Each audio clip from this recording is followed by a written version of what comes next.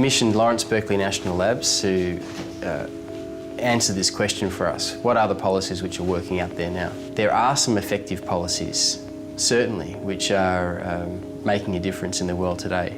The purpose of this report has been to understand better the policies and programs that have been most effective in promoting energy efficiency in buildings. The scope was very broad.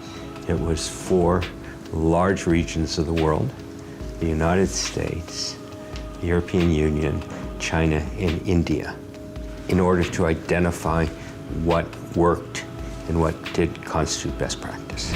So our goal is to identify and assess best practices in both policies and programs for promoting energy efficiency in buildings. There are three major policies. They are building energy standards, they're whole building energy labels, and there are incentives for higher energy efficiency. We came up with recommendations that relate to each of those policies, but also the policies in combination.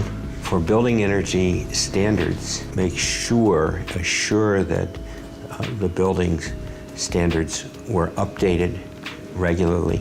For labels, you have to produce a product that large numbers of people understand easily. For incentives to really have a significant impact, they had to be sustainable.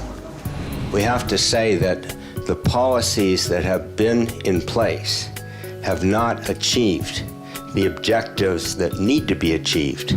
The packages that we looked at were building energy standards combined with whole building labels combined with incentives. The standards provide a minimum efficiency level for the building.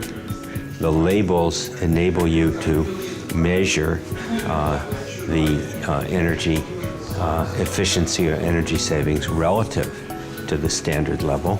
The incentives, combined with the labels, which provide a measuring stick, encourage and often induce new practices, new building methods, new technologies that will bring the building beyond standards. So it's that combination that's very powerful.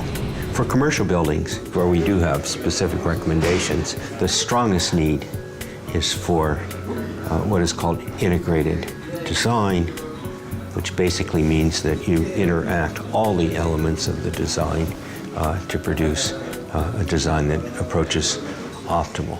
We need much more attention to how whatever we've learned gets transferred, gets shared. I think that's what the report does. In terms of GBPN, they can influence policymakers to make decision makers aware of results so that they know, in this case, what best policy practice is. If they don't know the experiences of different countries, if they don't know how combining policies can have a big impact, then they can't do anything.